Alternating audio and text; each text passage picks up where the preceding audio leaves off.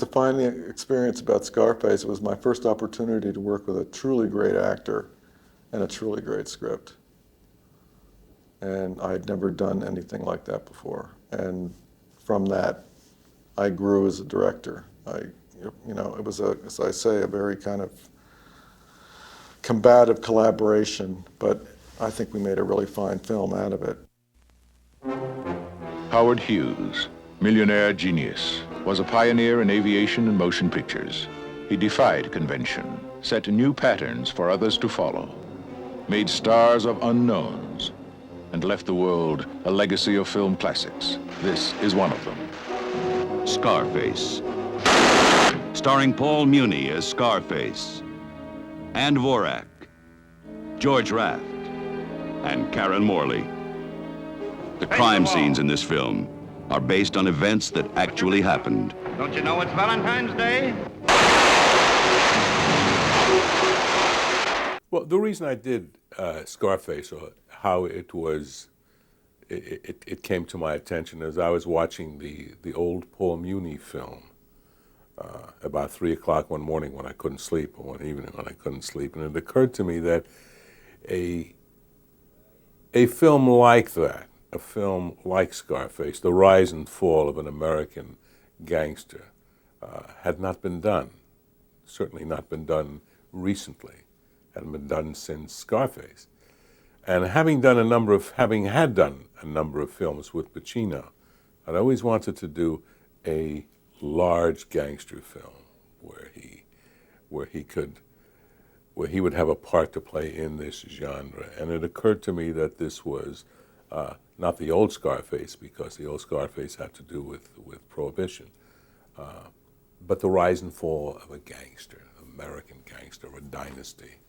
So I was one day walking along Sunset Boulevard, of all places, and there was I believe it's the Tiffany Theater now, and it was playing in a double bill with something else, I forget. It was Scarface, and there was a few of us. So I said, well, why don't we just go and take a look at it? See, we watch it 10 minutes or something, see what it was like. And we went in, and it was, an astounding movie, astounding. And the performance of Paul Muniz was astounding and inspiring. And I thought after that, that I just wanted to, I wanted to imitate him. I wanted to do something. I was inspired by that performance.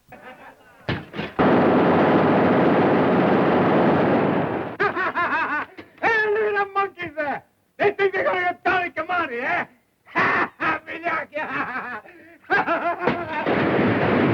I started working on Scarface with David Rabe. That was the first screenwriter on it, and David and I were working on it, and the screenplay was not exactly going like everybody wanted it to. It was,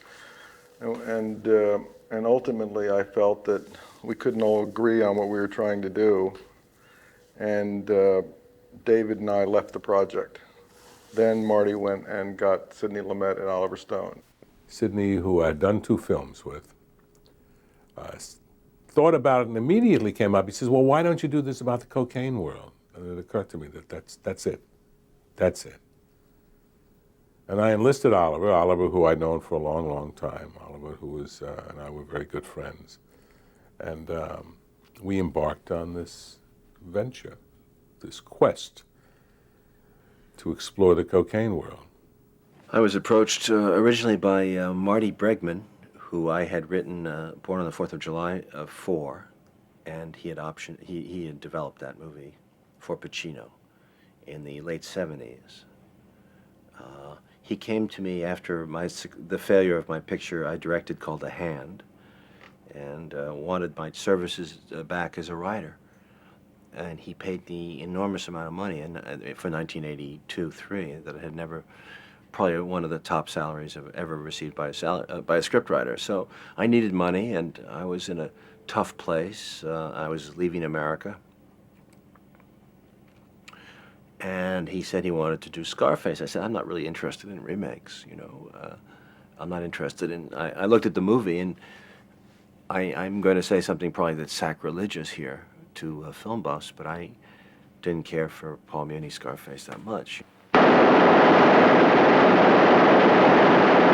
It was not until Sidney Lumet came into the picture, I think shortly thereafter, we had another conversation, and he told me that Sidney Lumet was very anxious to do the movie and wanted to do it Cuban, Miami, 1980, 81, the Mariel boat lift to Miami. It was a good idea, I thought. I wanted to leave America, and I moved to Paris for the winter, and I wrote Scarface in Paris, actually, on a place called Rue de Longchamp, not far from the Bois de Boulogne, where I ran every day, and I loved just spending the winter in Paris and sort of feeling Europe again. And also it got me away from that world of cocaine, because France was very clean then, and I needed to be free of cocaine, because I was doing cocaine myself, and it was interfering with my thought process, and my brain cells were being damaged, you know.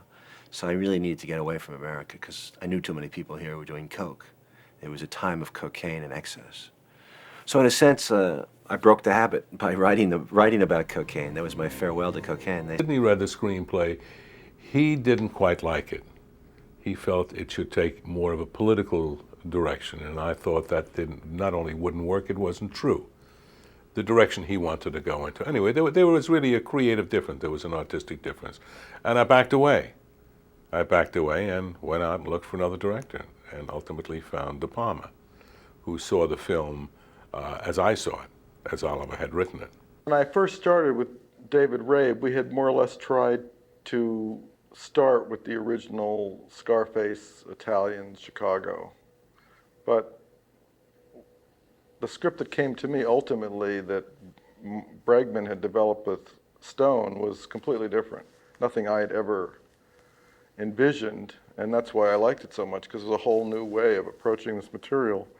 And those elements were in the original script. I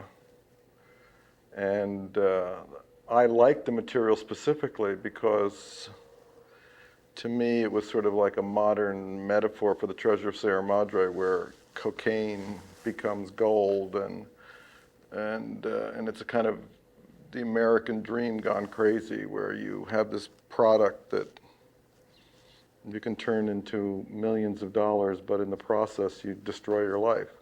La boga, chico. It's fucking crazy, man.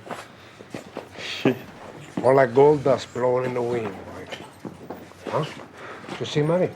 He's always looking over his shoulder, like me. Don't trust nobody, like. Man, I guess all that gold just can make you so fucking crazy that you don't trust nobody no more. Never happened to me, Chico. I never be crazy like that, man. Oh, no? No. How do you know this? Eh? Because I know it. Oh, yeah? I think you're a little crazy already, you know? On the first reading of the script, I realized how Oliver had captured that world and made it his own, and brought out that the wonderful texture and nuance and power. He really captured something. It was clear when I read it that it was one of those scripts that work. I think the direction that we chose, that Oliver chose, was pretty much embodied in the original Scarface. I think you will see a kind of a resemblance, a faint resemblance to the story there, and also a faint resemblance to some of the characters.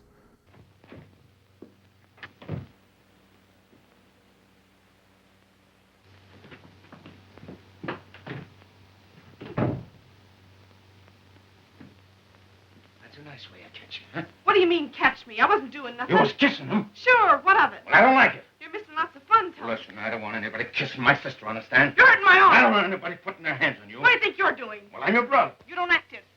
You act more like, I don't know, sometimes I think... I don't care what you think. You do what I say. Sure, and never have any fun. No, never have any fun. You call that fun, huh? Running around with guys like that, that's fun. It was the sister, the mother, the Manola, the Manny character, okay? His love affair with his competitor's girlfriend. I mean, all of these things were in the original Scarface. And Oliver, being the brilliant writer that he is, invented the rest of it. Well, Oliver gave us the, cocaine Cuban drug dealer tour of South Florida. And a lot of it was quite interesting. And we're sort of looking around at these very seedy places. Is that a dope dealer? Is that a dope dealer?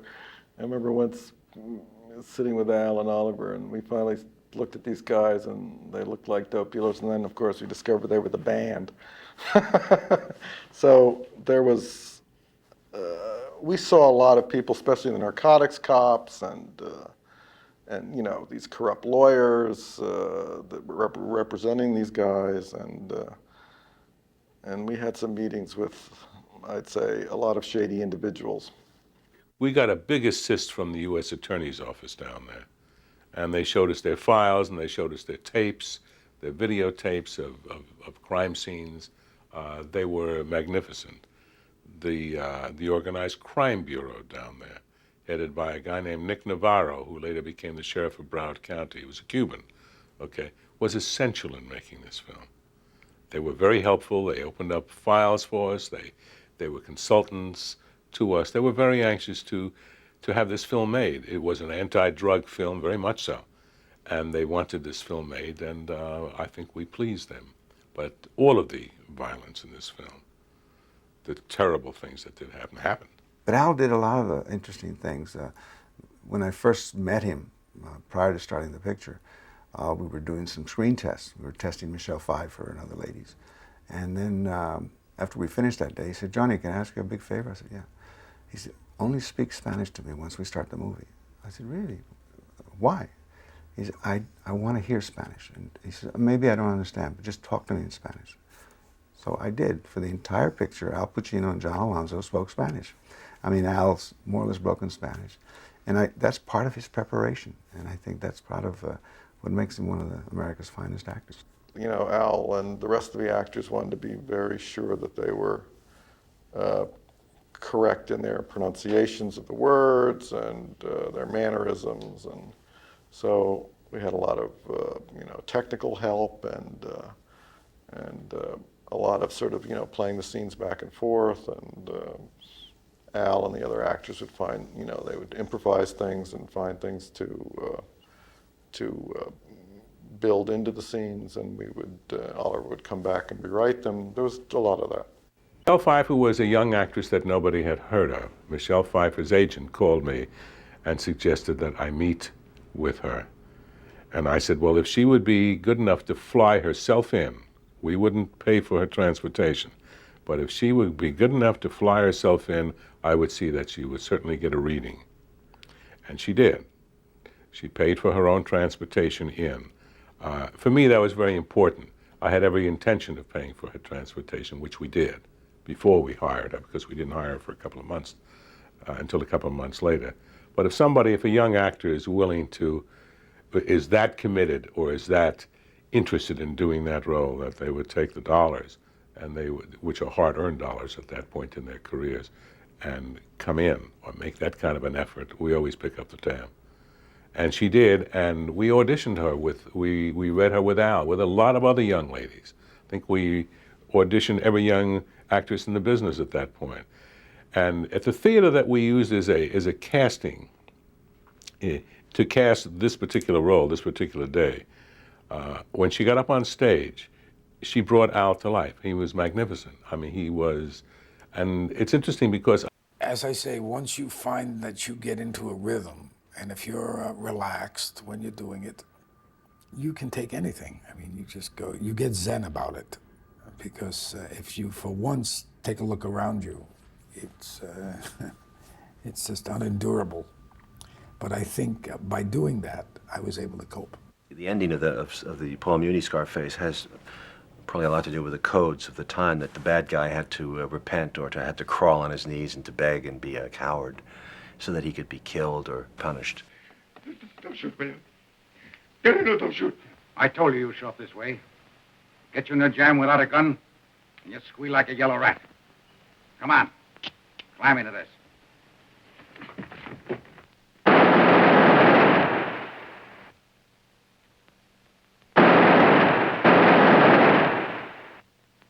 I thought the ending of would have been corny in 1980s. That ending would have been corny, I think. I think it was more interesting to let Al Pacino, Tony Montana, destroy himself, to bring himself down, which seemed to be the case if you study the history, the profiles of the drug lords maintained by law enforcement. You will see a pattern where most of them kind of fuck up in the stupidest and simplest way. The gentleman that was head of the MPAA at that point had a very strong negative feeling about this film in terms of its violence and in terms of its language. It was no more violent than most of the other action-adventure films that were released at that time. It was a lot less violent than some of the television shows that you see now.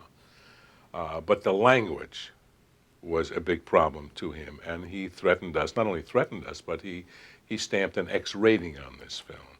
And there was no way we could get him off. The man's name was Mr. Hefner, who felt that he was protecting the public, and this was his right to do, and this was his job to do. We just didn't agree with him. And then we discussed what they thought was bothering them, and then I made an adjustment, and I sent it back to them a second time. They gave us an X again. Then I cut it back a third time, and they were sort of fixated on how many gun hits were in the clown.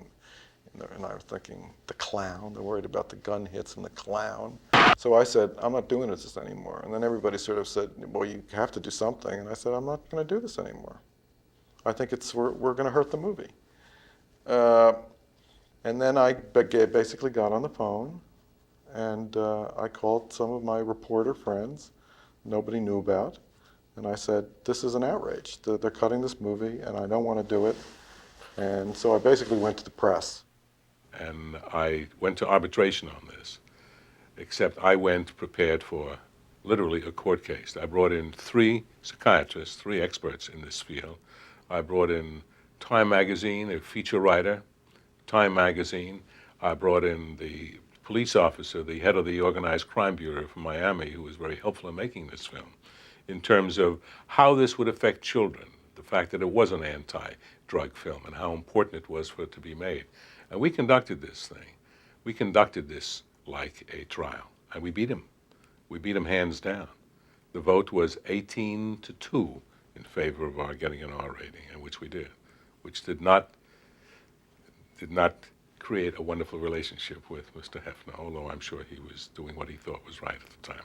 Now, there's something that gets completely confused all the time. Because I cut the picture back 3 times, everybody assumes they saw the third cut. But I called the head of the studio, and I said, if I have an X on the third version, I have an X on the first version.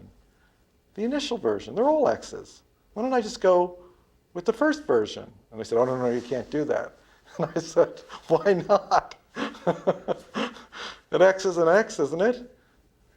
And he said, no, you can't do that. So what the version you see in Scarface is the original version that I cut. It has not changed. It has not been cut back. I put everything back in from everything that they thought would make it an R. And that's what we fought over. And that's what we won with. And it was a great moment when we won it. I was on a television show once, and the interviewer came out when Scarface came out. And I didn't know he didn't like the picture, but he came to me, and the first thing he said in the television thing was, how could you make a movie that was so violent? And it stopped me because I never thought of it as a violent picture as much as I thought as I don't think of a Shakespearean play as, how could you do Richard III? It's so violent. But it's how so I couldn't connect the two. When Scarface was reviewed and released, we did very well business-wise, but review-wise, we did terribly. There wasn't a major reviewer in this country, with the exception of Vincent Canby, the New York Times, who thought this wasn't garbage. Now, these same reviewers, and I remembered, not only remembered, we listed their names. These same reviewers down the line have then pointed 10 years later, 5 years later, 15 years later, have pointed to Scarface as the consummate gangster film, as the landmark gangster film. And they point to it as a perennial. They point to this as a landmark film. Same reviewers. I have some of their reviews. I have all of their reviews.